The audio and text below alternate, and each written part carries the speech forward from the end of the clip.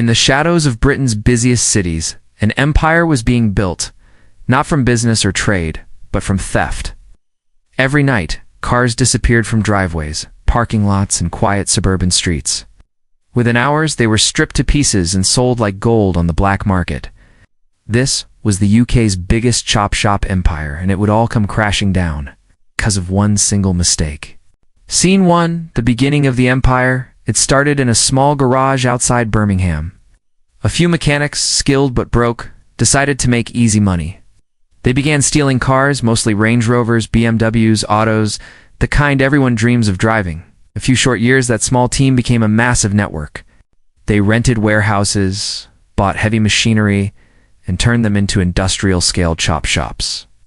Each car was stripped in under 3 hours. Engines, tires, electronics, all tagged, cleaned, and sold to fake car part businesses. The money poured in. The leader of the operation, known as the engineer, was a ghost. He never appeared in public. No one even knew his real name.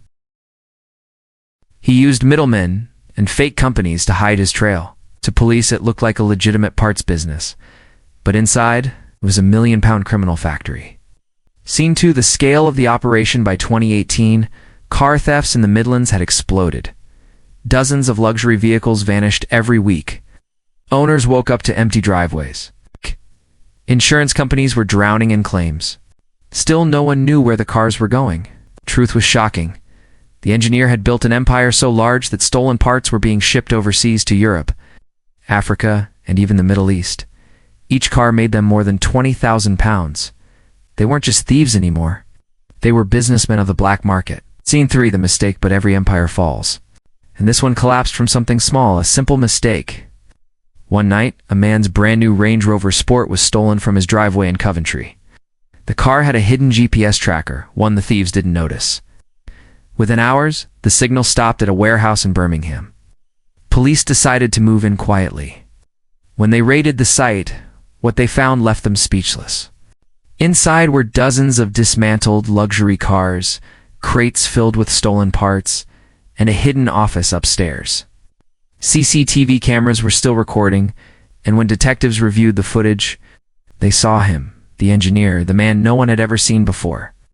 That camera, left on by mistake, became the key to bringing down the entire operation. Scene 4, the investigation. Police launched Operation Salvage, one of the largest anti-car theft missions in UK history. Over the next few weeks, they raided more than 15 locations across the Midlands and London. What they uncovered was staggering. Hundreds of stolen vehicles, fake paperwork, offshore bank accounts, and coded ledgers detailing every stolen part sold. The network stretched nationwide. They had recruiters, drivers, mechanics, and even dealers posing as legitimate scrapyard owners. Each person played a role, and now they were all exposed. Scene 5, the fall of the empire. The engineer tried to run. He moved money into offshore accounts, destroyed evidence, and went into hiding, but it was too late. Police tracked his phone and arrested him after a high-speed chase near Manchester. In court, prosecutors revealed the true scale of the empire: over £7 million in stolen cars, and more than 150 victims across the UK. The engineer was sentenced to years behind bars.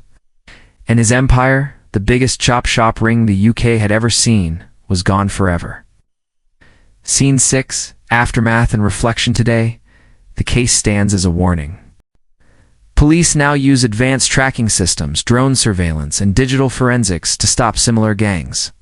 But every officer who worked on the case remembers one thing: that even the most powerful criminal network can fall. From a single careless mistake, a camera left running, a signal not erased, a moment of arrogance that ended everything. The UK's biggest chop shop empire didn't fall to violence or betrayal, it fell to one mistake. And in the end, it proved a simple truth: crime always leaves a trace.